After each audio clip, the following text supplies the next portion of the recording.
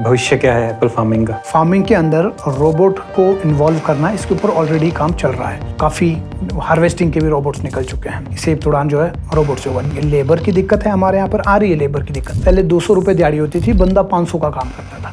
आज 500 और 600 रुपये दिहाड़ी है, बंदा काम 200 का करता है। 400 में उसने फ़ोन ही छेड़ना है। क्रीम एप्पल है वो अंबानी और अडानी ले जाते हैं, इस बात में कितना सच है? उन्होंने जो सेटअप लगाया है वो इसी के लिए उन्होंने लगाया, ऑब्वियस है। चिलिंग आवर्स क्या होते हैं? कोल्ड टेम्परेचर से बचने की एक निंजा टेक्निक है। इससे बागवानी जो है वो साइंटिफिक होनी चाहिए। 95-96% ऐसे फार्मर्स हैं जिनका काम तुक्के में चल रहा है। अक्टूबर, नवंबर, दिसंबर, जैन, फेब, मार्च, अप्रैल, मई, जून, 9 महीने का सूखा पड़ा है। 9 महीने में जो मॉइस्चर लेवल है सॉइल का वो कहाँ चला गया? वो तो 3 फीट से भी नीचे चला गया। पंजाब में और ये सिंगू बॉर्डर पे जो लोग इकट्ठे हो गए, ऐसा ना हो कि कल को हिमाचल का जो नौजवान है वो रोजगार मांगने के लिए सेक्रेटरीट के सामने बैठ जाए, सेक्रेटरीट के गेट पे बैठ जाए। The Himachali Podcast. Presented by Shulini Online Degrees, India's best job-oriented online degree programs. नमस्ते, मैं Updesh and you are watching the Himachali podcast presented by Shoolini university's online degree programs. अब घर बैठे या जॉब के साथ साथ आप हाई क्वालिटी एजुकेशन, वो भी अफोर्डेबल प्राइसेस पे ले सकते हैं शूलिनी यूनिवर्सिटी के ऑनलाइन डिग्री प्रोग्राम्स के साथ, which are UGC entitled like MBA, BCA, BBA, MCA और बहुत सारे अलग अलग कोर्सेज। फॉर मोर इन्फॉर्मेशन आप इनकी वेबसाइट को चेक कीजिए www.shulini.online। आज के हमारे जो गेस्ट हैं वो हैं जीतू चौहान, जो कि एक वेल नोन एप्पल ऑर्चर्डिस्ट हैं, एजुकेटर हैं। इनका एक एडटेक प्लेटफॉर्म है खेतियारी करके, जहां ये मॉडर्न एप्पल फार्मिंग सिखाते हैं। जीतू जी ने अपनी जर्नी हमारे साथ शेयर करी और उसके साथ साथ बहुत सारे एप्पल फार्मिंग से रिलेटेड टॉपिक्स पे हमने इस पॉडकास्ट एपिसोड में डिस्कशन किया है। आप जल्दी से इस एपिसोड को देखिए और हमारे नए YouTube चैनल THP क्लिप्स के साथ साथ इस YouTube चैनल को भी सब्सक्राइब करना ना भूलें। धन्यवाद।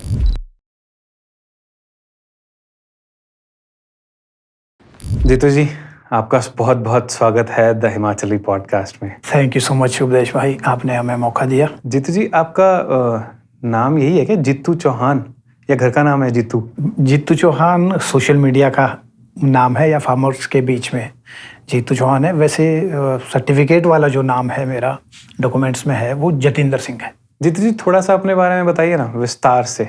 देखिए, मैंने पढ़ाई अपने रोडू के आसपास से मैं ही करी है। गांव से मेरा प्राइमरी एजुकेशन हुआ है। उसके बाद मिडिल और हायर सेकेंडरी के लिए मैं कलोटी में एक government high senior secondary school है, हाई स्कूल था तब, अब सीनियर सेकेंडरी हो गया। 10th तक वहाँ पढ़ा। मुझे पैदल जाना पड़ता था लगभग 4-4.5 किलोमीटर।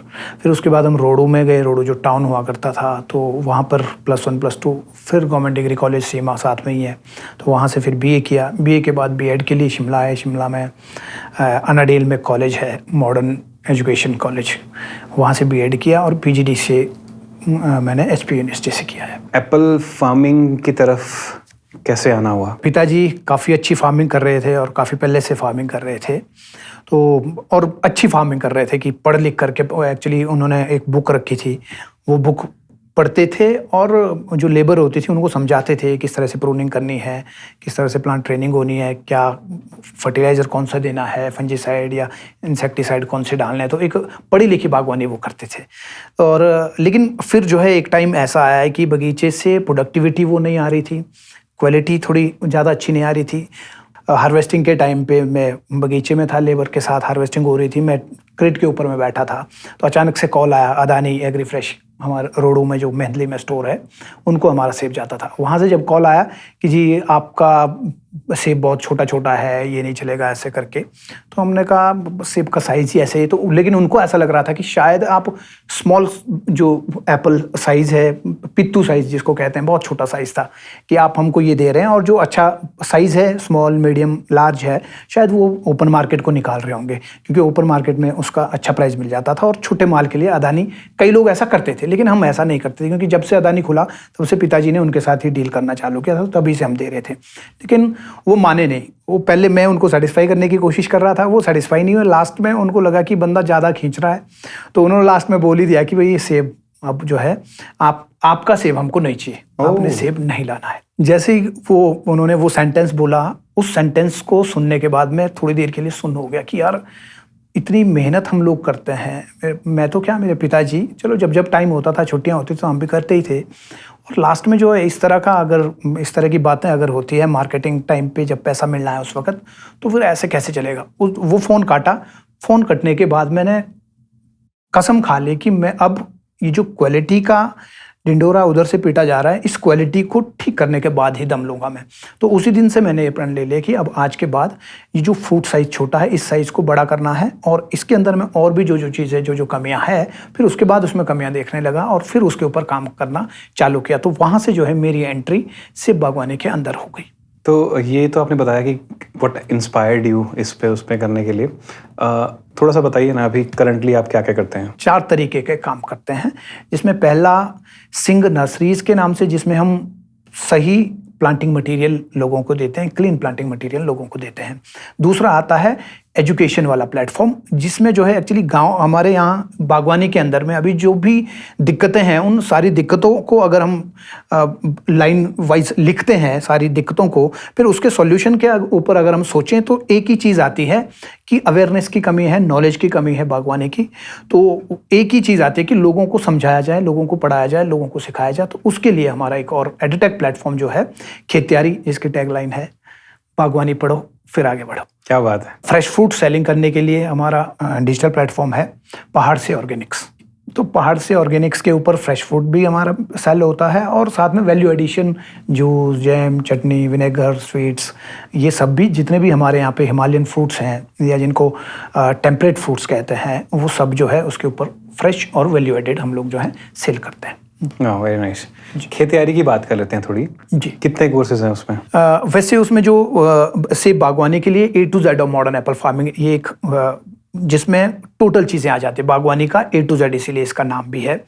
जो नौणी यूनिवर्सिटी के साथ कोलैबोरेशन में हम लोग चला रहे हैं, ये तो है ही है।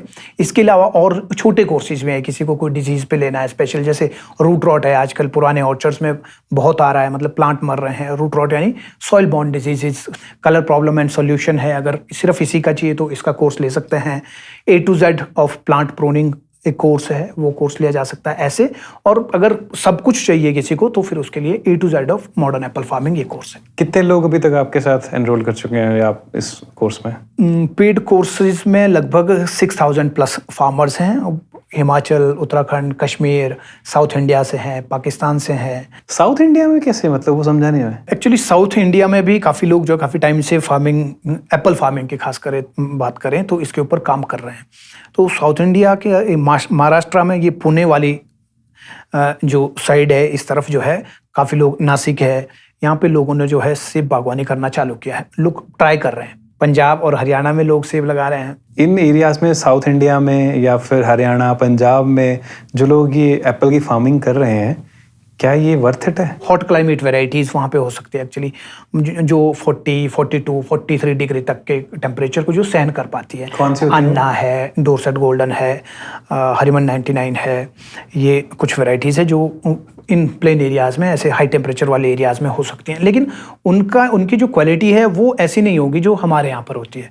वो अगर 20-30 रुपए किलो भी अगर वो बिक रहा है, एक टाइम होता है ऐसा, जैसे मई और जून का टाइम है तो सेब नहीं होता है, कोल्ड स्टोर से माल लगभग अप्रैल तक में फिनिश हो जाता है, तो उस वक्त मार्केट्स खाली होती हैं। या यूँ कहें कि जो छोटी रेडी वाले लोग हैं, उनके वो इम्पोर्टेड फ्रूट को वो बेच नहीं पाते हैं। तो शायद उस टाइम को लोग सोच रहे हो कि इस टाइम पे खाली मार्केट में उनका अगर सेब गंदा सा भी वो भी चला जाए, तो वो भी 20-30 रुपए भी अगर देता है, तो शायद उनको लगता है, मुझे नहीं मालूम कि चावल और गेहूँ का क्या सीन है, उससे कितना बनता है, क्या है, शायद वो जो है उस 20-30-40 रुपए के साथ भी मे भी हो सकता है वो सेटिस्फाई हो। आपका जो थर्ड वर्टिकल है, दैट इज पहाड़ से, हाँ जी, पहाड़ से ऑर्गेनिक्स। ओके, एक बात बताइए, आजकल ऑर्गेनिक्स बहुत ज़्यादा हो रहा है। ये ऑर्गेनिक फूड है, ये नॉन ऑर्गेनिक फूड है। कस्टमर कैसे पहचाने कि ये ऑर्गेनिक है या नहीं है? ऑर्गेनिक के नाम पे लोग कुछ भी खरीद ले रहे हैं आज की डेट में। एक्चुअली ये अवेयरनेस, कस्टमर या कंज्यूमर अवेयरनेस का है ये मामला कि भाई लोगों को पता होना चाहिए कि ऑर्गेनिक अगर मैं ले रहा हूँ तो वाकई में ऑर्गेनिक है क्या, वो सर्टिफाइड ऑर्गेनिक है, उसके लिए सर्टिफाइंग एजेंसीज है और वो जो है ऑर्गेनिक सर्टिफिकेट उस फार्मर को देती है। और वो ऑर्गेनिक सर्टिफिकेट अगर उसके पास है तो आप समझिए कि वो ऑर्गेनिक है। सर्टिफिकेट नहीं है तो फिर वो जो है उसकी पहचान आइडेंटिफाई नहीं हो सकता कि ऑर्गेनिक है या नहीं है। आम कंज्यूमर को कैसे पता चलेगा कि वो ऑर्गेनिक है कि नहीं है? और वो सर्टिफिकेट ढूंढने जाएगा ऐसा? वो जिससे वो फ्रूट ले रहे हैं उनसे वो मांग सकते, उनसे पूछ सकते हैं वो कि भाई आप दिखाओ कुछ लगा है, चिपकाया है, या वो दिखाए डिजिटल कॉपी दिखाए। अगर वो कहेंगे तो बंदा ऑब्वियसली रखेगा ही। नहीं, लेट्स से मैं किसी सुपरमार्केट से ले रहा था, सुपरमार्केट के पास थोड़ी पड़ा होता है, वो तो एक नॉर्मल माल आ गया। नहीं, ऑब्वियसली सुपरमार्केट भी अगर है तो वो जहाँ से वो माल ले रहे हैं तो वो ऑर्गेनिक सर्टिफाइड लेंगे। अगर वो सर्टिफिकेट प्रोड्यूस नहीं कर पा रहे तो इट मीन्स उनका ऑर्गेनिक नहीं है। लेट्स से मैं एक फार्मर हूँ, ऑर्गेनिक प्रोड्यूस कर रहा हूँ, सीख लिया मैंने कोर्स के थ्रू, तो मैं एक हिमाचल का फार्मर हूँ, मुझे अब इसको ऑर्गेनिक का सर्टिफिकेशन चाहिए, कहाँ जाऊँगा सबसे पहले मैं? इसके लिए जो है ऑनलाइन हम सर्च कर सकते हैं एपीडा, APIDA, एपीडा सर्च किया, उसकी साइट पे गए, उसके ऊपर जो है 5-6 कंपनीज रजिस्टर्ड हैं जो सर्टिफाइंग अथॉरिटीज़ या एजेंसीज हैं, उनको कांटेक्ट करके हम जो है अपने फार्म को सर्टिफाई करवा सकते हैं। बस इसमें ये है कि आज अगर हमने सर्टिफिकेशन के लिए अप्लाई किया तो 3 साल बाद हमको जो है सर्टिफिकेट मिलता है, क्योंकि वो 3 साल उसका बफर टाइम कह लें, या सॉइल में से जो कन्वेंशनल या केमिकल रेजिड्यू है उसको साफ होने में, क्लीन आउट होने में इतना टाइम लगता है। तो इसमें फार्मर कई बार ऐसा करते हैं, हमने खुद ऐसा किया। 2013 में हमने ऑर्गेनिक फार्मिंग शुरू करी, हम इतना तो था मालूम कि 3 साल बाद मिलता है सर्टिफिकेट, ये नहीं मालूम था कि 3 साल पहले ही उसको अप्लाई करना होता है।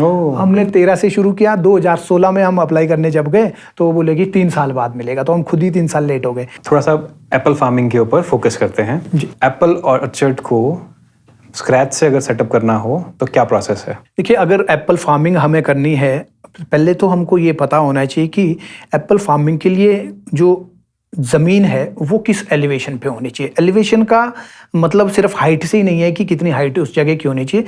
एलिवेशन का मतलब है कि वहाँ का जो टेम्परेचर है, क्या वो सेब के पेड़ के लिए जो चिलिंग आवर्स की रिक्वायरमेंट, मैं जो वैरायटी लगा रहा हूँ उसकी वो चिलिंग रिक्वायरमेंट मेरी ज़मीन पे पूरी होगी क्या? अगर ये होता है तो फिर उसको वहाँ पे सेब की बागवानी करनी चाहिए। पहली तो ये चीज़ है। दूसरी, फिर उसके बाद आ गया कि मिट्टी हमारी कैसी है, हम सॉइल टेस्ट करें। सॉइल के अंदर में ऑर्गेनिक कार्बन कितना है, nitrogen, phosphorus, potash, calcium, sulphur, magnesium, जो माइक्रोन्यूट्रेंट्स हैं वो कितने हैं, माइक्रोन्यूट्रेंट्स कितने हैं। सेब की बागवानी जो है वहाँ हो सकती है जहाँ पे 8 से 10 घंटे का सन आवर हो। अच्छा। क्योंकि एक्चुअली सेब बागवान को जो है फार्मर ऑफ सनलाइट कहा जाता है, और फार्मर ऑफ सनलाइट इसलिए कहा जाता है कि ये जो है एक्चुअली होनी ही सनलाइट से ही है। सनलाइट है तो सेब की क्वालिटी, सेब का साइज, सेब की क्वांटिटी आएगी। सनलाइट नहीं है तो बीमारियों का घर होगा। हमारे यहाँ पे जो क्रूशियल टाइम एक्चुअली सेब को चाहिए, सेब के लिए है, वो होता है मई और जून का, और यही वो टाइम है जब पानी की कमी होती है, जो हमारे यहाँ पे ड्रॉट होता है।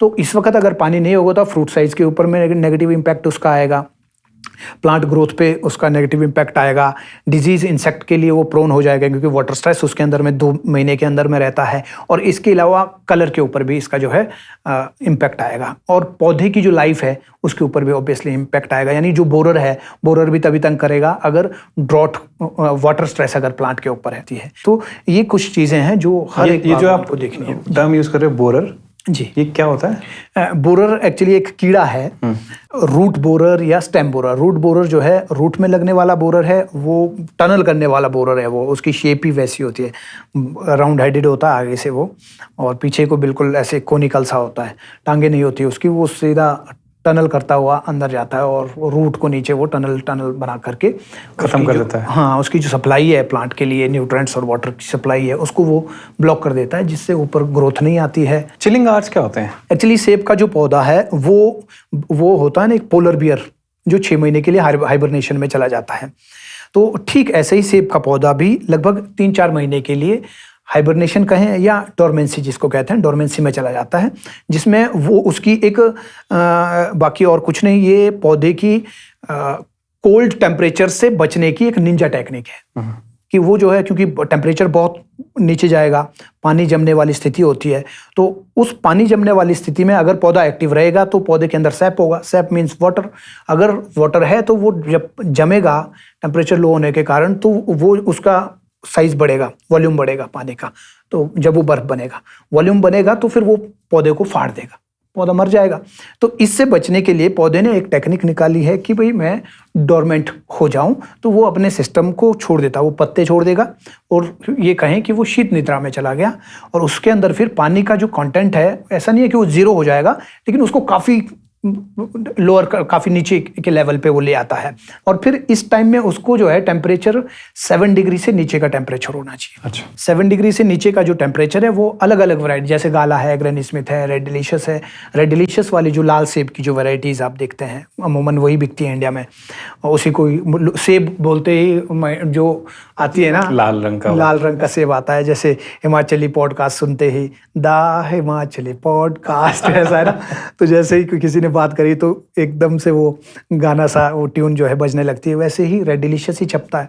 तो रेड डिलीशियस को जो है 1000 से 1600 घंटे 0 to 7 डिग्री टेम्परेचर चाहिए होता है। गाला है तो उसको 6 से 700 घंटे चाहिए होते हैं। एक हेल्दी ऑर्चर्ड को मेंटेन करने के लिए क्या क्या चीज़ें ज़रूरी हैं? अगर हम एक बगीचे को प्रॉफिटेबल बनाना चाहते हैं तो उस बगीचे के अंदर में बीमारियां कम आनी चाहिए। बीमारी और कीट 2 चीज़ें हैं, उनको कंट्रोल करने का जो हमारा खर्चा और एफर्ट है वो हमारा कम आना चाहिए, और वो कम तब आएगा जब हम जो नेचुरल सोर्सेज है to control disease and to control insects, उनको जब हम अच्छे से भलीभांति जब हम उनका यूज़ करते हैं, जो न्यूट्रेंट्स प्लांट को चाहिए वो न्यूट्रेंट बैलेंस्ड फॉर्म में प्लांट को मिलने चाहिए। जैसे नाइट्रोजन, फॉस्फोरस, पोटाश, 3 ऐसे न्यूट्रेंट्स हैं जो सबसे ज़्यादा पौधे को चाहिए होते हैं, लेकिन इसमें भी एक बैलेंस होना चाहिए। जैसे नाइट्रोजन एंड पोटाश, इन 2 के बीच में लगभग 1.5 गुना का फर्क है। नाइट्रोजन जितना पौधे को चाहिए, एक फुली ग्रोन या जो मैच्योर प्लांट है उसको लगभग 700 ग्राम नाइट्रोजन चाहिए पूरे साल भर में। पूरे साल भर में तो 700 ग्राम नाइट्रोजन अगर उसको चाहिए, तो फिर पोटाश जो है उसको लगभग 1400-1500 ग्राम उसको पोटाश चाहिए। डबल, बिल्कुल डबल। फॉस्फोरस जो है नाइट्रोजन से आधा उसको चाहिए, लगभग 350 ग्राम। तो ये जो है अमूमन बागवानों को ये समझ नहीं आता है, उनको ये समझ नहीं आता कि मैं जो फर्टिलाइजर डाल रहा हूं उसके अंदर में नाइट्रोजन कितना % है, और 700 ग्राम के लिए जिस फॉर्म को मैं यूज़ कर रहा हूं, जैसे 15-15-15 यूज़ किया तो उसके अंदर 15% नाइट्रोजन है। 1 किलोग्राम अगर डाला तो उसमें 150 ग्राम नाइट्रोजन टोटल गया। उसको 1 किलो करके उसको अगर लगभग 7 बार उसको डालना पड़ेगा 1 किलो को। हाँ, ये ज़रूर है कि सॉइल के थ्रू ऑर्गेनिक प्रैक्टिसेस या ऑर्गेनिक मैटर हमने कितना दिया है, जो नेचुरल सोर्सेज है वहाँ से कितना नाइट्रोजन पौधे को सप्लाई हो रहा है, फिर जितनी उससे कमी होती है वो हमको जो है बाहर से सिंथेटिक फर्टिलाइजर का यूज़ करके फिर वो पूर्ति करनी होती है कि पिछली बार कितना नाइट्रोजन लॉस हुआ, जो प्रोड्यूस निकला है उसमें कितना नाइट्रोजन गया है सॉइल से, वो सॉइल टेस्ट करके पता चलता है कि इतना हमारा कम हो गया, अब उसको हमने वापस दोबारा से करना है। उसके लिए हमको कौन सा सोर्स लेना है, कैल्शियम नाइट्रेट लेना है, यूरिया लेना है, 15-15 लेना है, 12-32-16 लेना है, 20-20-20 लेना है, 19-19 लेना है, या हमने गोबर लेना है या ऐड लेना है, शीप मैन्योर या काउडंग लेना है। कुल मिलाके से बागवानी जो है वो साइंटिफिक होनी चाहिए। जीतू जी, आपने इतनी सारी बातें बता दी, इतनी टेक्निकल चीज़ें मतलब लोगों तक मतलब पहुंच पाती हैं उस तरीके से इतना टेक्निकली, या फिर तो कैसे कर रहे हैं लोग? देखिए, अभी मैं ये समझता हूँ कि लोगों का काम जो है, काफ़ी सारे लोगों का, सबका तो नहीं कहूँगा, लेकिन 95-96% ऐसे फार्मर्स हैं जिनका काम तुक्के में चल रहा है, जो डिजीज़ को आइडेंटिफाई नहीं कर पाते हैं। हमारे यहाँ पे 3 बीमारियां हैं, स्कैब, अल्टरनेरिया एंड मार्सोनिना, तीनों फंगल डिजीज़ हैं। जिसकी वजह से प्रीमेच्योर लीफ फॉल आता है। लीफ फॉल होना चाहिए अक्टूबर में, लेकिन लीफ फॉल आ जाता है जुलाई या अगस्त में। तो ये जो है फंगल डिजीज़ के कारण लीफ फॉल आता है, लेकिन लोग उसको जो है माइट समझ बैठते हैं। माइट एक मकड़ी है, माइट को मारने के लिए माइटिसाइड चाहिए या इंसेक्टिसाइड चाहिए, फंगस को मारने के लिए फंजिसाइड चाहिए। आदमी अगर फंगल डिजीज को दुकान में जा करके वहाँ पे माइट अगर बोल दे तो वो माइट, उसको माइटिसाइड देना चाहिए। अब मुझे नहीं मालूम, या तो लाला जी समझ गए कि भाई ये माइटिसाइड बोला तो माइट बोला तो भाई इनको फंजिसाइड देना है, कि आजकल ट्रेंड में ये चल रहा है। जैसे वायरल होता है ना, तो डॉक्टर्स को पता होता है कि आजकल कौन सा वायरल है, बिना देखे भी वो दवाई दे देते में भी, या तो ऐसा होगा। तो एक ऐसा क्रूशियल स्टेज है कि जो बागवानी कर रहे हैं उनको जो है बागवानी की पढ़ाई करने की ज़रूरत है, उनको बागवानी पढ़ना चाहिए, मैं ये समझता हूँ, ताकि इसको जो है प्रॉफिटेबल बनाया जा सके। क्योंकि बहुत बड़े चैलेंज के तौर पर एक बहुत बड़ा चैलेंज है एप्पल इंडस्ट्री को बनाए रखना, नहीं तो एप्पल इंडस्ट्री जो है वो एक ऐसे कगार पे पहुंच चुकी है जहां से एप्पल इंडस्ट्री नीचे की तरफ जा सकती है, खत्म हो सकती है। इसके बारे में बात कर लेते हैं। फिर क्या चैलेंजेस आपको आते हैं अभी आज की डेट में एप्पल फार्मिंग में? अभी जो चैलेंजेस है, एक तो यही हो गया कि जो हमारे यहाँ पर वैरायटीज़ है, अगर हिमाचल की बात करें तो यहाँ 90% तक जो है रेड डिलीशियस है, 10% खाली पॉलिनाइजर वैरायटीज़ हैं जिसमें रेड गोल्ड है या गोल्डन है, दो ही चीज़ें उसके अंदर है। तो अगर इसी तरह से अगर कश्मीर की बात करें, कश्मीर में 2-3 ऐसे वैरायटीज़ है, वहाँ पे रेड डिलीशियस कम है, दूसरी वैरायटी ज़्यादा है जिसके रेट थोड़ा सा कम है। तो ये जो है एक बड़ा चैलेंज ये है कि पूरी दुनिया ने कंज्यूमर का जो टेस्ट है वो चेंज कर दिया है। खट्टी मीठी वैरायटीज़ बिक रही है या खट्टी वैरायटीज़ बिक रही है, और हमने नहीं, ये बाहर वालों ने टेस्ट लगा दिया। इसीलिए आप अगर देखेंगे कि इंडिया का जो इम्पोर्ट है सेब का, वो एवरी ईयर डबल, पिछले साल जितना था इस बार डबल, अगले साल उससे डबल, उससे अगले साल डबल। डबल होने का कारण ये है कि हमारे यहाँ जो वैरायटी उगाई जा रही है उन वैरायटी से कहीं ना कहीं लोग जो है अलग जा रहे हैं, कंज्यूमर जो है नया टेस्ट चाह रहा है। जो नई वैरायटीज़ है, जो यूरोप वेस्टर्न कंट्रीज़ में या इधर आप देखेंगे वहाँ जो है नई वैरायटीज़ आ गई, तो उन वैरायटीज़ की तरफ जाना पड़ेगा। तो चैलेंज ये है कि जो पुरानी वैरायटीज़ है उनको चेंज करने का है। चैलेंज ये है कि जो हमारे जो पुराने ऑर्चर्ड्स हो गए, बहुत सारी ऐसे डिस्ट्रिक्ट्स हैं जैसे शिमला है, खास करके कुल्लू का बहुत सारे एरिया है, मंडी का कुछ ऐसा एरिया है जहाँ पे बगीचे जो है वो काफ़ी पुराने हो गए, 50 साल से ऊपर के बगीचे जहाँ हैं, वहाँ पर जो है सॉइल में जो पैथोजेंस हैं उनकी पॉपुलेशन बढ़ गई, जिसकी वजह से पौधे एवरी ईयर मर रहे हैं। तो ये एक अलग चैलेंज है। क्वालिटी बनाना वो अलग चैलेंज है। पिछले 20 सालों में प्रूनिंग में बहुत सारी गलतियाँ हुई है। नौसीखे लोगों को प्रूनिंग करने लगा दिया गया। जैसे ही ऑर्चर्ड्स बढ़े और फैमिली उससे कट हो गई, फैमिली ने काम करना बंद किया, तो फिर लेबर जो है हायर हुई। लेबर प्रशिक्षित नहीं थी, उनको प्रूनिंग सही से नहीं आती थी। तो पिछले 20 सालों में पौधों की प्रूनिंग भी बहुत गलत हुई है, जिसकी वजह से क्वांटिटी और क्वालिटी दोनों के ऊपर इम्पैक्ट आया है, नेगेटिव इम्पैक्ट आया है। तो हमारा जो पैकेजिंग स्टैंडर्ड्स हैं वो हमारे दुनिया से बिल्कुल अलग है। हमारे यहाँ लोकल कहते हैं तीसरी धार में, तो हम जो है तीसरी धार में जा रहे हैं। एवरी ईयर ड्रॉट बढ़ रहा है। इरिगेशन की तरफ जो है लोगों को जाना पड़ेगा। तो इरिगेशन के लिए गवर्नमेंट्स को भी काम करना पड़ेगा, लोगों को भी इसके ऊपर पर्सनली काम करना पड़ेगा, इंडिविजुअली काम करना पड़ेगा कि हम जो है रेन हार्वेस्ट कर पाएँ, पानी को जो है सही टाइम पे यूटिलाइज कर पाएँ। मई और जून का जो क्रूशियल टाइम है, जब एक्चुअली फ्रूट का जो साइज है वो इसी वक्त ही फाइनलाइज होता है। अच्छा। हर फ्रूट के अंदर में सेल्स होते हैं, और वो सेल्स एक मीडियम साइज का जो फ्रूट होता है उसमें लगभग 50 लाख 5 मिलियन सेल्स होते हैं, तो उसका साइज मीडियम बनता है। हालांकि बाद में फिर सेल एक्सपेंशन से साइज बढ़ता है, बट एक्सपेंड तभी होगा जब उसके अंदर नंबर ऑफ सेल्स होंगे। तो नंबर ऑफ सेल अगर 50 लाख नहीं है तो फिर वो मीडियम नहीं बन सकता वो फ्रूट।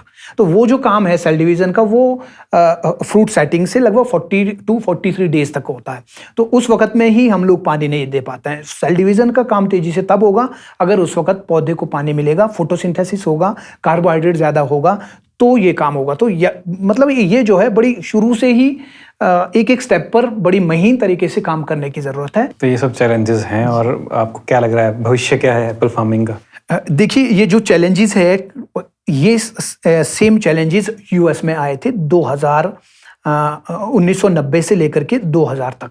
अच्छा। ऑर्चर्ड्स थे वही जो हमारी हालत है, ट्रेडिशनल ऑर्चर्ड्स थे, बड़े बड़े पेड़ थे और विग्रस रूट स्टॉक्स के ऊपर थे। सीडलिंग तो नहीं थे लेकिन विग्रस रूट स्टॉक्स थे, बहुत बड़े बड़े पेड़, उनको मैनेज करना टफ था। लेबर बहुत ज़्यादा बढ़ गई थी, एक दिन में 8-9 हज़ार रुपये उनका लगता है एक लेबर का, वो भी खर्चे बड़े थे। और ऊपर से क्या हुआ कि अमेरिका में मीठा चलता था, ये रेड डिलीशियस मीठा होता है, हमारे यहाँ भी मिठाई चलता था क्योंकि हज़ारों सालों से हमें मीठे फ्रूट खाने की आदत थी। ये आम, केला, ये वो सारे हिंदुस्तानी मिठाई खाते थे। यूरोप वाले जो है खट्टा खाते थे।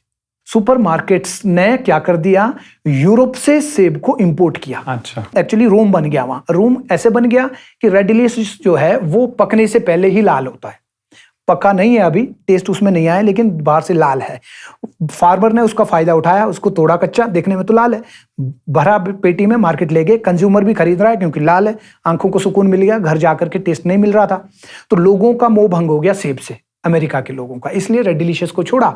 तो सुपरमार्केट्स ने अपना दिमाग लगाया यूरोप से, हाँ, उन्होंने यूरोप से दूसरा सेब इंपोर्ट किया, कंज्यूमर को भी वो अच्छा लगने लग गया, यार ये तो अच्छा टेस्ट है। कंज्यूमर ने रेड डिलीशियस खरीदना बंद किया। बिल क्लिंटन जब वहां के प्रेसिडेंट थे तो उन्होंने जो है एक बेल आउट पैकेज फार्मर्स के लिए निकाला था, पर फार्मर 25 लाख उन्होंने दिए थे। बेल आउट पैकेज 25 लाख पर फार्मर ही मिला। फिर उन्होंने वैरायटीज को चेंज करना चालू किया, पुराने ऑर्चर्ड्स को उखाड़ के नए ऑर्चर्ड लगाना, मार्केटिंग स्ट्रेटेजीज उन्होंने चेंज करी, मैकेनाइज करना चालू किया और साइंटिफिक फार्मिंग करना चालू किया, नहीं तो तब तक उनका भी तुक्के वाला चला हुआ था। तो ठीक वैसे ही हमारे यहाँ पर भी सेम सिचुएशन है। आज अगर टाइमली सरकार जगती है, सरकार से वैसे कमी उम्मीदें हम रखते हैं, तो फार्मर को जो है जागना पड़ेगा। तो फार्मर को जगाने का हम भी काम कर रहे हैं, और भी सैकड़ों ऐसे हम जैसे और भी बहुत सारे यूथ हैं जो फार्मर को जगाने के लिए काम कर रहे हैं, रात दिन काम कर रहे हैं, अपने एफर्ट्स लगा रहे हैं। तो कोशिश ये जारी है, लेकिन एक क्रूशियल टाइम से एप्पल इंडस्ट्री अभी जा रही है जिसके ऊपर लोगों का अभी ध्यान नहीं है। लेकिन 5-7% ऐसे लोग जरूर होंगे कि जो इसके ऊपर सोच रहे हैं, जिनके लिए ये चिंता का विषय है। टाइमली अगर हम लोगों ने भी इस पे चेंज लाया तो फिर इंडस्ट्री हमारी आगे बढ़ेगी, नहीं तो ये होगा इंडस्ट्री खत्म भी हो सकती है, या ऐसा कहे कि कुछ नए प्लेयर्स इसमें आ सकते हैं। मैं हूं, मेरे जैसे ऐसे काफी लोग आ गए कि जो लैंड लीज पे ले लेते हैं। हम लेते हैं लैंड, जमीन लीज पे ले ली और उसके ऊपर हम चाहते हैं कि हमारा 1 लाख प्लांट का ऑर्चर्ड हो, जिसमें फुली मैकेनाइजेशन हो। तो जो आदमी क्विट करेगा, जिसको लगेगा यार ये तो नुकसान वाला काम है, संभलेगा, अभी अगर नहीं सीखेगा वो, तो फिर उसको छोड़ना पड़ेगा। छोड़ेगा तो जो नए यूथ, जो सीखने वाले लोग हैं, जिनको आप यूट्यूब सोशल मीडिया पे देखते हैं, वो सिखाते हैं, वो उन लोगों का तो सपना है कि भाई 1 लाख प्लांट होने चाहिए। उनका तो सपना है कि भाई रोबोट आकर के सेब तोड़े, रोबोट स्प्रे करे, वो घर में बैठे उनका सारा काम हो जाए, ड्रोन से स्प्रे हो जाए। हाँ बिल्कुल। तो नुकसान इसमें जो है एक आम किसान का होगा, और आम किसान ही इस चीज को अभी सुन नहीं पा रहा है, समझ नहीं पा रहा है। जो समझदार लोग हैं, जो 1-2% जो लोग हैं, उन्होंने चेंज लाना चालू कर दिया। नहीं आया तो वो रातों रात चेंज लाएंगे, उनमें उनको दिक्कत नहीं है, क्योंकि उनके पास पैसा है, उनके पास बड़े बड़े ऑर्चर्ड्स हैं। वो रात को 9 बजे मशीन उतारेंगे, लेबर उतारेंगे, सुबह 9 बजे के लिए वहां पे जो है एक बढ़िया ऑर्चर्ड लगा हुआ दिखेगा, हाई डेंसिटी ऑर्चर्ड लगा हुआ दिखेगा, क्योंकि आजकल प्लांट 2 साल के 3 साल के प्लांट मिलते हैं। शाम को मशीन भेजो, लेबर भेजो, रात सुबह 8-9 बजे तक बगीचा उखाड़ दो, 9 बजे से प्लांटेशन करना चालू करो, शाम के 9 बजे तक बगीचा लग के तैयार हो जाएगा, जिसके पास पैसा है। गवर्नमेंट चाहे कोई भी हो, उनकी जो पॉलिसीज होती हैं वो क्या एप्पल फार्मर्स के सेंट्रिक होती हैं? देखिए, ऐसा तो ज़्यादा तो मुझे मालूम नहीं होता है सरकार के बारे में, सरकार क्या करती है, डिपार्टमेंट्स क्या करते हैं, इसमें हम नहीं जाते हैं। हमारा अपना जो काम है हम उसी की तरफ जाते हैं। लेकिन मैं ये कहूँगा कि सरकारों को थोड़ा सा ज़्यादा ध्यान देने की ज़रूरत है। इंडस्ट्री में कौन कौन सी दिक्कतें आ रही है, लोगों को अवेयर करने की ज़रूरत है। वैरायटीज़ को लेकर के भी, हाई डेंसिटी को लेकर के भी, best use of water resources कैसे हो सकता है, इरिगेशन सिस्टम्स बनाए जा सकते हैं। अभी हम जैसे वो देखते हैं, किसी भी इलाके में हम जाते हैं तो बड़े बड़े टैंक, 5-5 लाख लीटर के टैंक्स बने हुए हैं हम, और बहुत सारे टैंक बने हुए, एक नहीं, एक इलाके में जाते हैं तो 20-30-40 टैंक जो आपको 5-5 लाख लीटर के दिखेंगे, उनके अंदर एक बूंद भी पानी नहीं है। लाखों करोड़ों रुपए उनके ऊपर खर्च हुआ होगा, लेकिन वो खर्च किसके लिए हुआ है? इस बार का जो ड्रॉट हुआ है, अप्रैल क्या, सर्दियां भी नहीं बरसी हैं, तो हम ये कह सकते हैं कि पिछले बार सितंबर में बारिशें बंद हुई, बरसात बंद हुआ। अक्टूबर, नवंबर, दिसंबर, जनवरी, फरवरी, मार्च, अप्रैल, मई, जून, 9 महीने का सूखा पड़ा है। 9 महीने में जो मॉइस्चर लेवल है सॉइल का, वो कहाँ चला गया? वो तो 3 फीट से भी नीचे चला गया। और 3 फीट नीचे हमारे प्लांट की जो रूट्स हैं, वो कुछ ही प्लांट होंगे जिनकी रूट 3 फीट नीचे है, जो सर्वाइव कर पा रहा है। तो दैट्स वाई कि इस बार जो नंबर ऑफ प्लांट ज़्यादा डेड हुए हैं, वो इसीलिए हुए हैं कि बहुत लंबा सूखे से लड़ना पड़ गया है प्लांट्स को। तो अगर वो टैंक ठीक होते, बने हुए तो हैं, वो ठीक होते, फार्मर जो है वो अपने एंड पे प्लास्टिक की पाइप डाल करके 10 किलोमीटर दूर से पानी ला करके टैंक में कम से कम भर करके वहां से अपनी दोबारा छोटी लाइन में अपने बगीचे तक लेके जा करके वो स्प्रिंकलर चला सकता था। लेकिन इस बार जो है पीने के लिए भी हाहाकार मचा हुआ था, लोगों को पीने के लिए भी जो है काफी एफर्ट लोगों को करना पड़ रहा था। तो कहाँ इरिगेशन की बात छोड़ो, पीने को नहीं है अगर, तो स्प्रेज कैसे करनी है लोगों ने? तो ये जो है सीरियसली इन मैटर्स के ऊपर सरकार को भी सोचने की जरूरत है। टाइम से अगर नहीं चेते तो किसानों के पास जो है वही सड़क पे उतरने का और नारे लगाने का वही एक रास्ता रह जाता है, आंदोलन का रास्ता रहता है। और फिर एक ये जो एप्पल इंडस्ट्री है, बहुत बड़ी पॉपुलेशन को जो है इसने संभाला है। अनएम्प्लॉयमेंट की नज़र से अगर देखें, एक हमारा जो ऊपरी क्षेत्र है हिमाचल का, लगभग 5-6 डिस्ट्रिक्ट्स हैं, इन सब में जो है लोग टेस्ट नहीं देते हैं। मैंने खुद एक भी टेस्ट नहीं दिया है। बहुत सारे ऐसे लोग हैं जो पढ़ाई खत्म होने के बाद सीधा चुपचाप से वापस घर आ जाते हैं। वो कभी टेट का पेपर नहीं देते, वो किसी दूसरा पेपर नहीं देते, सीधा आगे घर और अपने बगीचे में लग गए, अपना उनका काम चल रहा है। और घर के अंदर पहले से ही 5-6 लोग अनएम्प्लॉयड बैठे हुए, उनका भी उसी से काम चल रहा है। तो एक बहुत बड़ी पॉपुलेशन है और आने वाली बहुत बड़ी पॉपुलेशन जो है इस इंडस्ट्री के अंदर में सेट हो रही है। एक बड़ा प्रेशर सरकार के ऊपर से इस इंडस्ट्री ने निकाला है। साल भर में लगभग 6,000 करोड़ की हमारी ये इंडस्ट्री है। अपनी स्टेट को इतने करोड़ का इतना बड़ा रेवेन्यू आ रहा है, फिर भी अगर सरकार इसके ऊपर कुछ ठोस निर्णय नहीं ले पाती है, ठोस पॉलिसी अगर नहीं बना पाती, तो ये शेमफुल है सरकार के लिए भी। और किसान के पास तो फिर एक ही बचता है, जैसा पंजाब में और ये सिंघू बॉर्डर पे जो लोग इकट्ठे हो गए, ऐसा ना हो कि कल को हिमाचल का जो नौजवान है वो रोजगार मांगने के लिए सेक्रेटरीट के सामने बैठ जाए, सेक्रेटरीट के गेट पे बैठ जाए। तो वो जो है उससे अच्छा है कि टाइमली जो है स्टेप्स उठाए जाएं, टाइमली सोचा जाए कि इसके ऊपर क्या क्या चीज़ें करनी चाहिए। एक बढ़िया मैं देख रहा था, न्यूजीलैंड की जो है 30 साल का प्लान पहले ही बनता है। मैं उनका प्लान जब पढ़ रहा था तो उन्होंने 30 साल के आगे का प्लान बनाया हुआ कि हमें प्रोडक्टिविटी कैसे बढ़ानी है, क्वालिटी कैसे बढ़ानी है, आज से 30 साल के बाद फ्रूट कौन सा लगना चाहिए, लोगों का टेस्ट किधर जाएगा, हमारे पास मार्केट्स कौन कौन सी है, क्योंकि अपने तो उनके पास छोटा कंज्यूमर बेस है। तो उनकी जो फर्स्ट मंडी है वो 18,000 किलोमीटर दूर उनकी पहली मंडी है, हमारी मंडी 18 किलोमीटर दूर है। हमारे वहाँ पसीने छूट जाते हैं पैसे कमाने में, वो 18,000 किलोमीटर दूर जाके भी पैसे कमा रहे हैं, हमारी तो 18 किलोमीटर में है। मेरे गाँव से 12 किलोमीटर दूर मंडी है, बहुत अच्छी खासी मंडी है रोडों में। और आप हिमाचल के अंदर किसी भी बगीचे में चले जाओ, वहाँ से 18-20 किलोमीटर जब आप भागते हैं आपको मंडी जरूर मिलती है। तो वो जो है वहाँ इसलिए सर्वाइव कर पा रहे हैं कि वो 30 साल पहले अपना प्लान बना रहे हैं, क्या वैरायटी लगनी है, क्या सिस्टम होना है। अब जैसे ऑर्गेनिक फार्मिंग चल रहा है, नेचुरल फार्मिंग चल रहा है, कन्वेंशनल फार्मिंग है। न्यूजीलैंड वालों ने एक और नई चीज़ निकाली, good agricultural practices, gap certification. तो जिसके अंदर कन्वेंशनल फार्मिंग ही, लेकिन केमिकल्स का बिल्कुल कम यूज करना, जो केमिकल रेजिड्यू है फ्रूट का उसको जो है वो काफी निचले स्तर तक ले आए। और उसने जो है जो ऑर्गेनिक फार्मिंग है, ऑर्गेनिक वाला जो है वर्ड है, कॉन्सेप्ट है, ये अमेरिकन कॉन्सेप्ट है, OMRI। तो ये OMRI से भी अच्छी मार्केट जो है उसने बना दी, गुड एग्रीकल्चर प्रैक्टिसेस ने बना दी। यूनिवर्सल कार्टन का कुछ आजकल चल रहा है, न्यूज में आता रहता है, क्या है? थोड़ा सरल भाषा में समझाएंगे हमें। यूनिवर्सल कार्टन जो है, उस कार्टन को कहते हैं जो सिंगल पीस बॉक्स है। ऐसा नहीं है कि सिंगल पीस बॉक्स हिमाचल वालों के पास पहली बार आ रहा है। आज से 20-25 साल पहले 1990-95 के आसपास में सिंगल बॉक्स ही भरा जाता था, जो वुडन होता था और उसकी लेंथ, विड्थ और हाइट वो फिक्स्ड होती थी। उसी के अंदर ही हमको सेव एडजस्ट करना होता था। उसकी जो डायमेंशंस थी उस बॉक्स की, वो यूनिवर्सल कार्टन के बराबर उसकी डायमेंशंस थी। तो उसके लिए जो ग्रेडिंग सिस्टम था वो इंटरनेशनल ग्रेडिंग सिस्टम या यूनिवर्सल ग्रेडिंग सिस्टम के हैं, वो जो है उसमें फॉलो करना होता था। उसी ग्रेडिंग सिस्टम से फ्रूट पेटी के अंदर भरा जाता था। लेकिन फिर जो है जब सरकार ने पेड़ काटने पे प्रतिबंध लगाया तो फिर जो है ये कार्टन आया, गत्ते का बॉक्स आया। गत्ते के बॉक्स के डिजाइन में उस वक्त जो है, उस वक्त की समय के अनुसार में थोड़ा सा लचीलापन उसमें लाया गया कि उसको टेलीस्कोप बना दिया, यानी 2 पीस बना दिया, सिंगल पीस नहीं रखा। तो 2 पीस जो है वो एक इनर अलग है, आउटर अलग है। तो इनर आउटर को बिठा करके वो 20 kg का ही बनता था बॉक्स।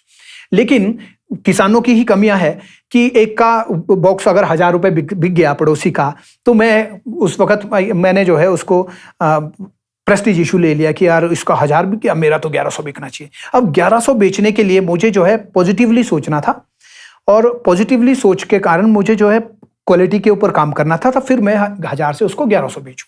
लेकिन वहां दिमाग नहीं लगाया, दिमाग उल्टा लगा दिया कि इसको जो है थोड़ा सा ग्रेड बढ़ाया जाए। अच्छा। और बॉक्स आउटर को थोड़ा सा ऊपर खींचे और 20 किलो की जगह इसको में हम 21 किलो डाल देते हैं, 22 किलो डाल देते हैं, और मेरा जो है 10.5 या 1,100 बिक जाएगा। पड़ोसी से 100 रुपए ऊपर मुझे मिल गया। कितना बिका तेरा भाई? 1,000। अब मेरा तो 1,100 बिका है। उसका 11 तो दूसरे ने 1,200 बेचने के लिए उसको थोड़ा और बढ़ा दिया। ऐसे बढ़ाते बढ़ाते जो यूनिवर्सल ग्रेडिंग सिस्टम हमारे बुजुर्गों ने अपनाया, कहूंगा, जो अनपढ़ थे, जिनको सेब का मालूम नहीं था, जिनको यूनिवर्सल का मालूम नहीं था, जिनको इंटरनेशनल स्टैंडर्ड का पता नहीं था, उन लोगों ने फिर भी वो स्टैंडर्ड्स अपनाए।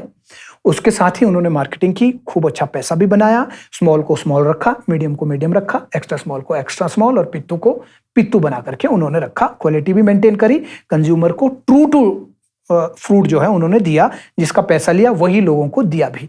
लेकिन पिछले 25 सालों में ऑर्चर्ड के अंदर में भी बहुत सारी गलतियां लोगों ने करी और साथ ही साथ पैकेजिंग में गलतियां कर दी। तो अभी ये जो गत्ता अभी आ रहा है ये टेलीस्कोपिक है और इस टेलीस्कोपिक कार्टन को लोगों ने बड़ा करके उसको जो है 35 किलो, 40 किलो, 42 किलो बढ़ाते गए। अब लेकिन जो है इसकी जो कैपेसिटी थी वो अब हो गई है, अब 42 किलो से, क्योंकि वो बिल्कुल ऐसा बैठता है, 42 से ऊपर अब नहीं जा सकता है।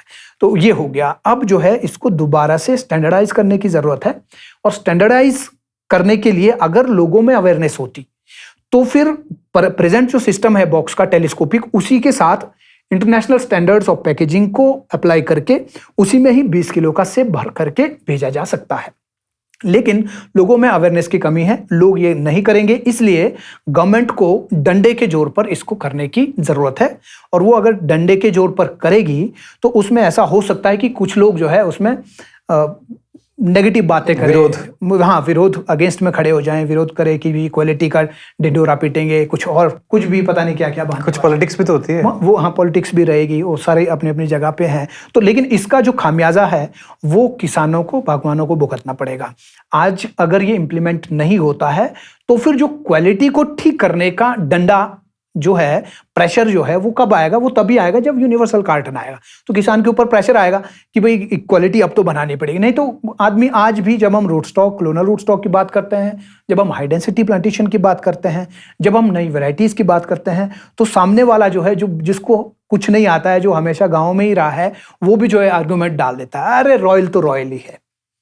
वो जो पैकेजिंग सिस्टम पे भी ऐसे ही वो जो गाँव की जो छोटी बातें थे वो डाल देता है। तो वो ऐसी बातें करने का जो कॉन्फिडेंस उसके अंदर आता है वो इस चोर बाजारी से आता है, जो टेलीस्कोपिक के अंदर में 40-42 किलो सेब जाता है, यहां से उसको ये जोर आता है। जिस दिन यूनिवर्सल कार्टन जाएगा उस दिन जो है वो आदमी भी सोचना चालू करेगा कि मुझे चेंज एक्सेप्ट करना है, मुझे क्वालिटी और क्वांटिटी बढ़ानी है, मुझे नए मीन्स के ऊपर काम करना पड़ेगा, मुझे जो है और प्रोडक्टिविटी बढ़ानी पड़ेगी, मुझे मार्केटिंग के नए चैनल्स ढूंढने पड़ेंगे, मुझे और ज़्यादा काम करना पड़ेगा, मुझे पढ़ाई करनी पड़ेगी, मुझे साइंटिफिक फार्मिंग करनी पड़ेगी। तब वो अपने दिमाग को थोड़ा सा खोलेगा, ब्रेनस्टॉर्मिंग तब वो करेगा, तब जा करके जो है इस इंडस्ट्री को या इस एप्पल इंडस्ट्री को जो है प्रॉफिटेबल बनाया जा सकता है। तो अभी ज़रूरत है कि हिटलर शाही के द्वारा यूनिवर्सल कार्टन को इम्प्लीमेंट किया जाए। ये बात कितनी सच है कि कहते हैं कि जो एप्पल जो हिमाचल में प्रोड्यूस किया जाता है, जो ग्रो होता है,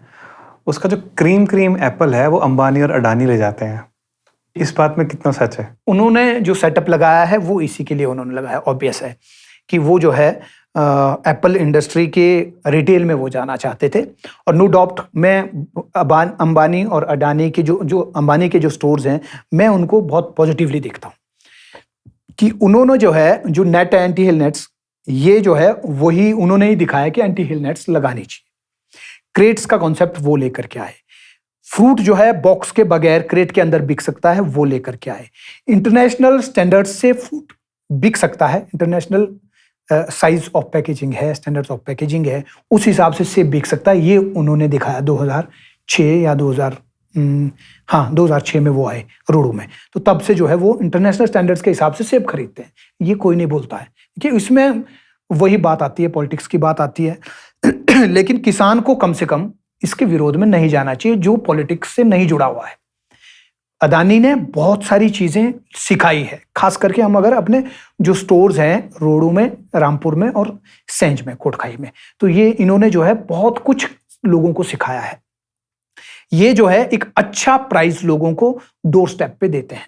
दिल्ली जाने की जरूरत नहीं होती है आपको, आपके इलाके में ही एक अच्छा प्राइस। आज भी अगर उसको कंपैरिजन करते हैं, मुझे नहीं पता लोग किस तरह की कैलकुलेशन लगाते हैं, मैं आज भी कहूं अगर हमारा अपना मार्केटिंग चैनल नहीं होता paharseorganics.com, तो हम आज भी शायद सेब अदानी को ही बेच रहे होते। वो एक अच्छा, क्योंकि उसमें हमने एफर्ट भी कुछ नहीं लगाना है, सीधा सेब तोड़ा, क्रेट के अंदर डाला, अदानी के स्टोर पे अपनी गाड़ी खड़ी की, पेमेंट का भी कोई लोचा नहीं है। 1 हफ्ते के अंदर उस वक्त आती थी पेमेंट्स, चुपचाप से हमारे अकाउंट में पेमेंट आनी है, तो कहीं कोई रिस्क नहीं था।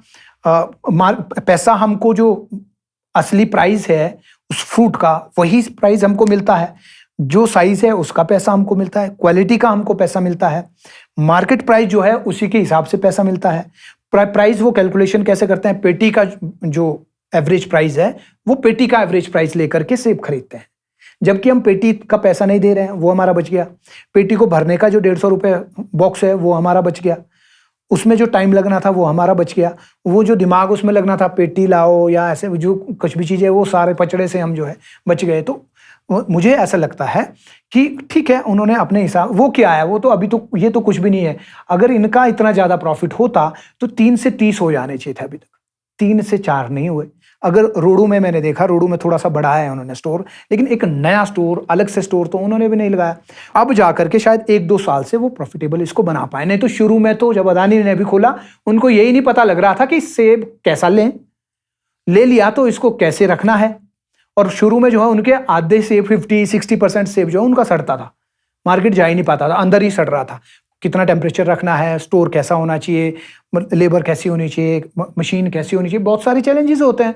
बड़ी मुश्किल से वो जो है यहाँ तक आ पाए हैं। अगर इनके प्रोटेस्ट हम करते हैं तो अंबानी को टाइम नहीं लगेगा शट डाउन करने में।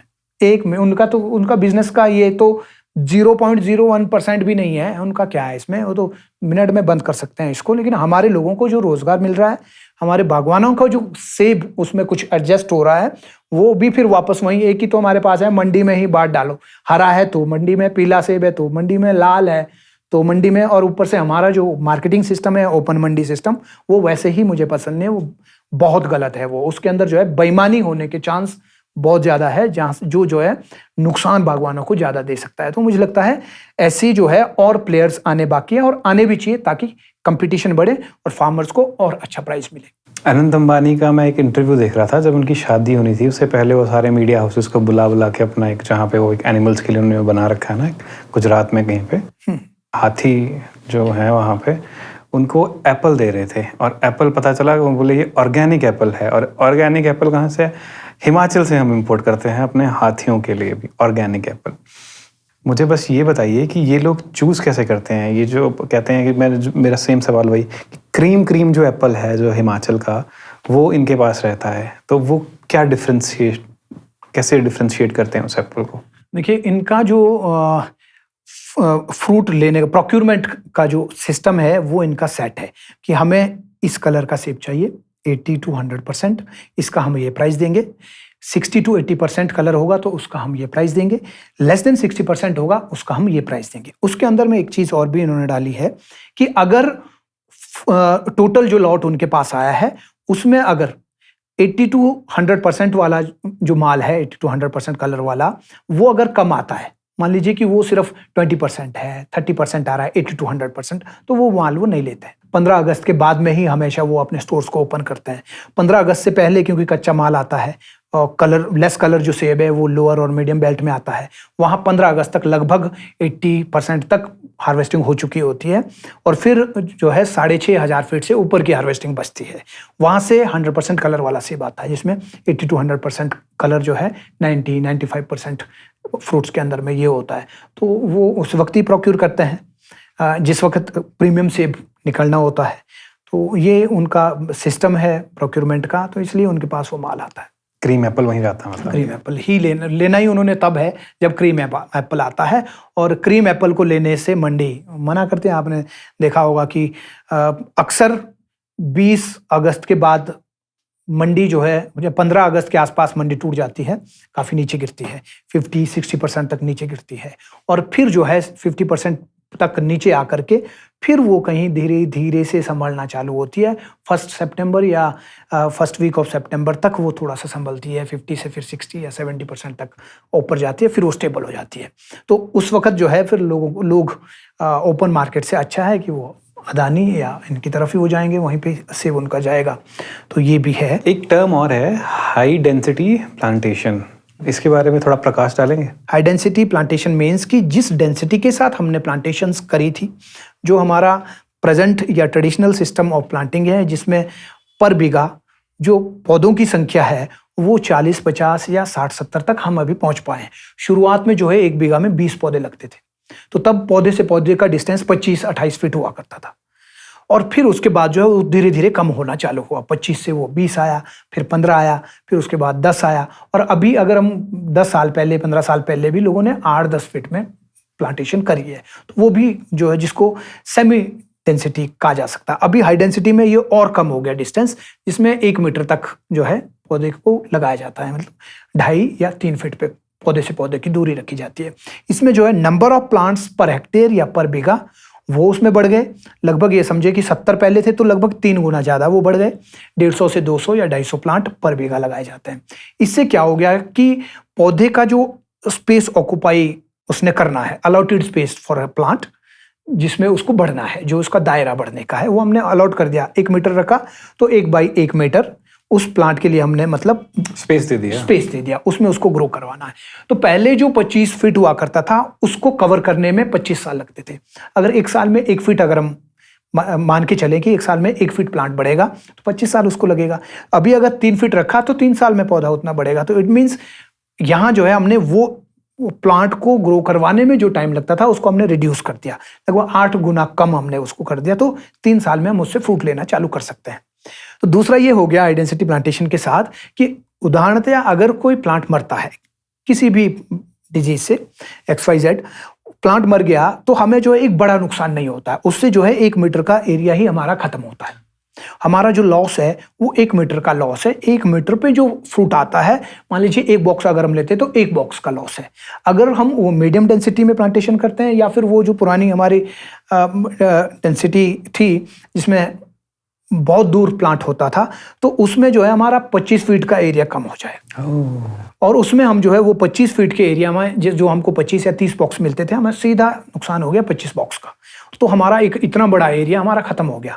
5 पेड़ मरने का मतलब है कि हमारा आधा बीघा खत्म हो गया। तीसरी चीज ये कि जब हम पौधे का वो एरिया कम कर देते हैं, डेंसिटी बढ़ा देते हैं, तो वो जो है मैनेजेबल होता है। शुरुआती टाइम पे जो पुराने ऑर्चर्ड्स हैं उनमें जब हार्वेस्टिंग करते थे तो उसमें जो है 4-5 आदमी एक पेड़ पे होते थे। एक ऊपर होगा, उसको हम ट्यून्ड बोलते हैं लोकल लैंग्वेज में, जो टॉप है, टॉप में एक आदमी होगा, मिड में एक बंदा होगा, फिर एक निचले वाले एरिया में होगा, फिर एक ग्राउंड लेवल पे बंदा होगा। ऊपर से तोड़ के बैग वो उसको पकड़ाएगा, फिर तीसरे, फिर चौथे, समझो कि 4 स्टोरी का आपका प्लांट है। तो कितना टाइम उसमें वेस्ट हो रहा है। एक दूसरा ये कि उसमें चढ़ने के लिए एक स्पेशल टेक्निक की जरूरत होती है जो हमको तो आती है क्योंकि हमने बचपन में हम उसमें चढ़े हैं, हमने देखा है वो टाइम। लेकिन हमारे जो जनरेशन्स नई हैं वो तो ऐसे नहीं चढ़ेगी, क्योंकि उसमें बंदर की तरह से घूम घूम के छलांग मार के फिर ऊपर चढ़ना पड़ता है और काफ़ी दूर दूर उसमें टहनियाँ होती है, तो रिस्की भी है। तो एक मैनेज्ड प्लांट वो बन सकता है जिसको हम स्टूल के ऊपर, सीढ़ी के ऊपर चढ़ के पौधे को आराम से हार्वेस्ट भी कर सकते हैं। उस पर स्प्रे करना भी इजी होगा, एक बहुत बड़ी मशीन की ज़रूरत नहीं पड़ेगी। थिनिंग करना हो, प्रूनिंग करना हो, सारे काम उसमें इजी हो सकते हैं। तो इसलिए जो है हाई डेंसिटी की तरफ को जो है पूरा वर्ल्ड चला गया, हम लोग ही पीछे रह गए।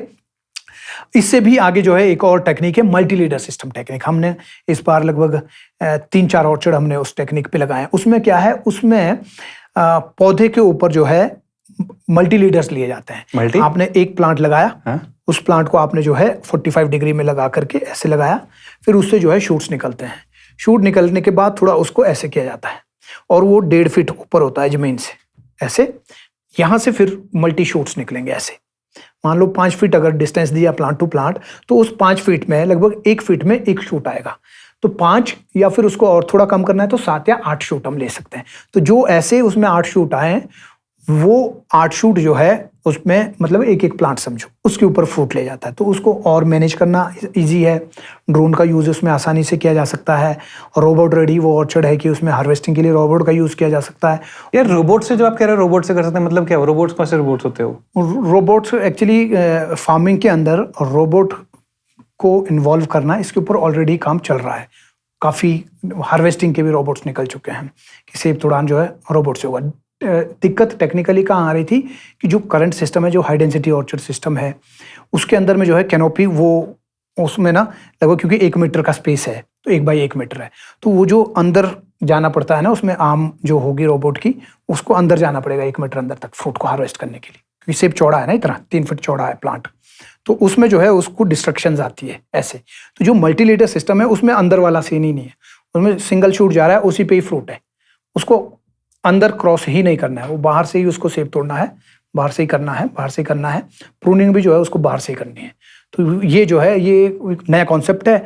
जैसे मैं कह रहा था कि हिमाचल के अंदर जो है 30% सनलाइट का यूज़ होता है, कश्मीर में 30 भी नहीं होता है, 20% के आसपास सनलाइट का यूज़ होता है। और प्रोडक्टिविटी के लिए सनलाइट का प्रोडक्टिविटी बढ़ाना, सनलाइट के यूज़ को बढ़ाना पड़ेगा। तो 30% यूज़ के साथ हमारी जो अभी पर हेक्टेयर एवरेज प्रोडक्शन है वो 10 मीट्रिक टन के आसपास है। और अगर यूरोप हम जाएं तो 40-42 मीट्रिक टन है। न्यूजीलैंड और चिली अगर जाते हैं तो वहाँ लगभग ये 60 मीट्रिक टन पर हेक्टेयर हो जाता है। जो मल्टीलीटर सिस्टम पे अब नए ऑर्चर्ड शुरू हो रहे हैं उसमें ये जो है 160 मीट्रिक टन पर हेक्टेयर तक जा रहा है। तो मतलब जो चैलेंजेस जैसे जैसे आएंगे वैसे वैसे नई नई टेक्निक्स उस चैलेंज को ओवरकम करने के लिए लाने पड़ेंगे। लेबर की दिक्कत है, हमारे यहाँ पर आ रही है लेबर की दिक्कत। पहले 200 रुपये दिहाड़ी होती थी, बंदा 500 का काम करता था। आज 500 और 600 रुपये दिहाड़ी है, बंदा काम 200 का करता है। 400 में उसने फ़ोन ही छेड़ना है। तो धीरे धीरे आप देखेंगे अभी मुश्किल से मतलब ये 500 और 600 के ऊपर लेबर को ज़बरदस्ती किसानों बागवानों ने पकड़ा हुआ है, उसको मतलब रोक के रखा हुआ है। ये जिस दिन फूटेगा उस दिन सीधा ये 1000 पे रुकेगा। अब 500 से जब दिहाड़ी बढ़ेगी वो सीधा 1000 ही बढ़ेगी। और ये हम देखेंगे 2025-26 तक ये 1000 रुपये दिहाड़ी हो जाएगी। 1000 रुपये दिहाड़ी के साथ फिर प्रॉफिटेबल इस बिजनेस को बना पाना बड़ा टफ हो जाएगा। और ये रोबोट का भी यूज करोगे आने वाले टाइम में? बिल्कुल करेंगे। एक लास्ट क्वेश्चन है, फ्रूट प्रोसेसिंग का हिमाचल में क्या स्कोप है? देखिए, हम अगर देखें सेब का जूस, सेब इतना अच्छा फ्रूट है, लोग इसको चाहते हैं और लग्जरी फ्रूट कह सकते हैं। लेकिन सेब के जूस की अगर हम बात करें, आपको मार्केट में सेब का जूस नहीं मिलेगा। मैंने खुद पिया, रियल का जूस पिया, उसमें टेस्ट ही नहीं है। जो इतना मीठा फ्रूट है, जो इतना अच्छा टेस्टी सेब है, टेस्टी फ्रूट है, उसका जूस इतना गंदा कैसे हो सकता है? मार्केट में आपको सेब का जूस ही नहीं मिल रहा है। जो भी जूसेस हैं वो उन सबके अंदर में सेब का कंटेंट नाम मात्र या कुछ भी नहीं है ही नहीं, वो खाली चीनी है। तो हम बेसिकली जो आप कह रहे हो, जो हम पैकेज जो जूस पी रहे हैं अभी इसका सेब का, वो रियल जूस नहीं है, मतलब सेब। हाँ, नाम रियल है लेकिन उसके अंदर में सेब 0 है। लेकिन कंज्यूमर, वही कहूंगा कि अवेयरनेस की कमी, कंज्यूमर ने ही उसको जूस बना दिया। रियल का जूस पी रहे हैं जी हम, तो रियल का जूस लाना, अरे जूस है वो है ही नहीं है वो। तो सेब का जूस अभी आपको इंडियन मार्केट में देखने को नहीं मिलेगा। तो सेब का जो जूस है वो कौन देगा? वो फार्मर दे सकता है। फार्मर को होम स्केल वैल्यू एडिशन करनी आनी चाहिए, होम स्केल फ्रूट प्रोसेसिंग करनी उसको आनी चाहिए। घर में वो जो बी ग्रेड, सेकंड ग्रेड जो सेब है, चेरी है, प्लम है, आड़ू है, खुमानी है, इन सबको जो है प्रोसेस किया जा सकता है। उसका जूस बना लो, जैम बना लो, चटनी बना लो और अपनी मार्केटिंग चालू करो। टूरिस्ट आना भी चालू हो गए हैं, टूरिस्ट को भी दिया जा सकता है। एक बार एफर्ट लगाएंगे तो बिकता है। वैल्यू एडिशन को लेकर के हमने एक नौनी यूनिवर्सिटी के साथ कोलैबोरेशन में एक कोर्स भी बनाया, हालांकि वो लॉन्च नहीं हो पाया अभी तक। होम स्केल फ्रूट प्रोसेसिंग कि घर में बैठ करके अपना जो सेकंड ग्रेड माल है उसको हम कैसे वैल्यू ऐड करके हाई प्राइस उससे ले सकते हैं। जो टूरिस्ट आएगा, एक बार जिसने वो जूस पी लिया, वो दोबारा ये रियल इसकी तरफ देखेगा ही नहीं। इतना सेब का जो जूस है, मुझे नहीं मालूम आपने पिया नहीं पिया, एक बार अगर आप पियोगे आप कहोगे भी यार मैंने यही पीना है। आप लेके आना, इतना टेस्टी होता है। इस बार हम नहीं ले आए, नेक्स्ट टाइम पक्का। नहीं, पर जीतू जी आप बात तो कह रहे हो कि होम ग्रोन करना चाहिए चीजें, पर मतलब एक आम व्यक्ति कैसे अप्रोच करे इन चीजों को? फिर क्या प्रोसेस है वो बताइए ना। सीखना तो जरूरी है कि आदमी को सीखना तो पड़ेगा। उनको जो है यूनिवर्सिटी में जा करके, कोई भी यूनिवर्सिटी जहाँ पे फ्रूट प्रोसेसिंग का कोई डिप्लोमा डिग्री करवाते हैं, वहाँ जा करके डिप्लोमा कर सकते हैं। इसको इजी बनाने के लिए, क्योंकि हमारा जो फोकस है वो फार्मर के ऊपर है, हमारी जो कम्युनिटी है उस कम्युनिटी को कैसे आगे लेके जाएं, इसी के ऊपर हम लोग काम कर रहे हैं। चाहे हमने सिर्फ बागवानी का ऑनलाइन कोर्स बनाया हो जिसमें 6000 से ज़्यादा लोगों ने एनरोल किया है और घर बैठे वो modern techniques of Apple farming सीख रहे हैं।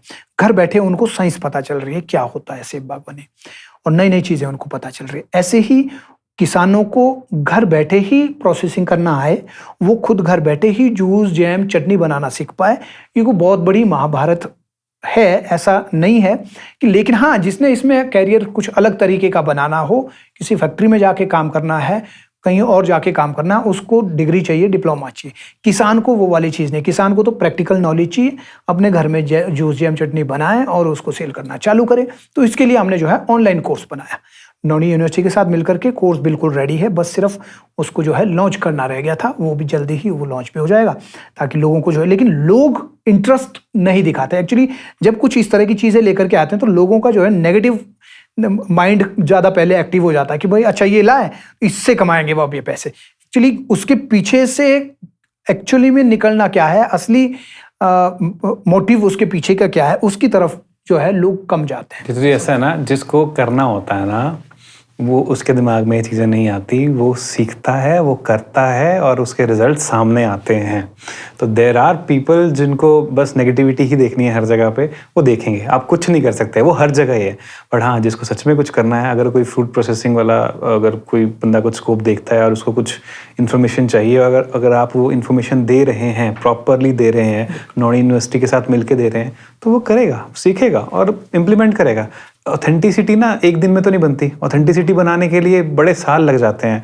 और वो आप जैसे लोग कर रहे हैं और उस अच्छे से कर रहे हैं, तो जब भी ऐसा आप लोग, जैसे मैं आपको बता रहा था, किसी को मैंने बताया, बोला आज कौन आ रहा है पॉडकास्ट में, मैंने बोला मैं कैसे जीतू चौहान आ रहे हैं। मैं क्या अच्छा, मैं क्या जानते हो तुम? तो बोला कि हाँ आई नो हिम, पर्सनली तो नहीं जानता बट इन्होंने एप्पल फार्मिंग को रेवोल्यूशनाइज कर दिया हुआ है। तो समझ रहे हो, ये सब चीज़ें जब जुड़ती हैं तो ऐसे तो नहीं जुड़ती होंगी ना। और आपको रीच करना हो तो कैसे, क्या कोई कांटेक्ट नंबर है या फिर कोई ऐप के थ्रू ही आपको कांटेक्ट किया जाए? हमारे जो है नंबर हैं इसमें 9888688840, Okay. 41 एंड 42।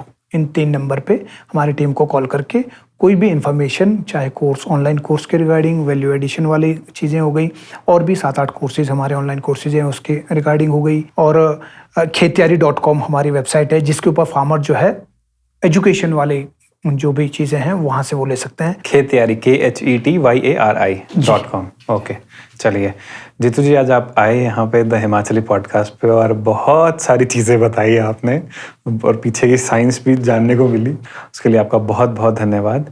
और आप आए हैं यहाँ पे तो आपके लिए एक छोटा सा गिफ्ट हैम्पर है। थैंक यू सो मच उपदेश भाई, आपने हमें बुलाया, हमें मौका दिया अपने व्यूवर्स के साथ रूबरू होने का।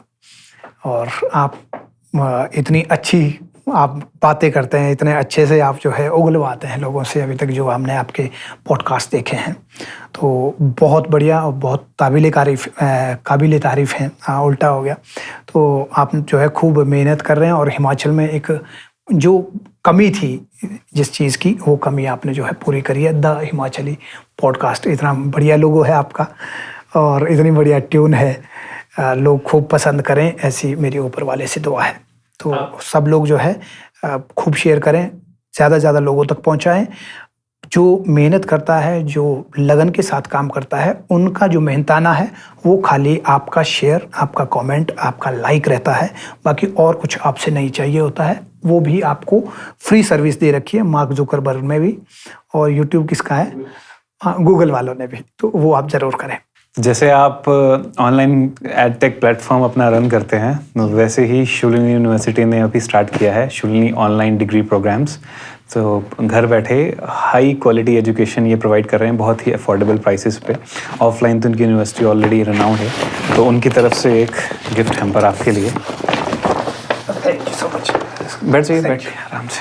सो इसमें कुछ आपका फूड टेक का वो भी है। हाँ, Baker's Soul, the taste of handmade. हाँ, और आई गेस कुछ अचार वगैरह भी होगा। फूड टेक हाथ निकाल के देख सकते हो, यू कैन। और आपके लिए एक बिल्कुल ये है इसके अंदर, और है जी कुकीज हैं कुछ उनकी वहीं पे बनी हुई हैं। The taste of handmade, a Shoolini product. बहुत बढ़िया। तो यही चीज़ें हैं जो हम भी चाहते हैं कि हमारा फार्मर जो है इसमें आगे बढ़े, डेफिनेटली खूब पैसा जो है वो भी बना पाएंगे। आप यहाँ आए उसके लिए आपका बहुत बहुत धन्यवाद। Thank you so much. Thank you. The Himachali Podcast. Presented by Shulini Online Degrees, India's best job-oriented online degree programs.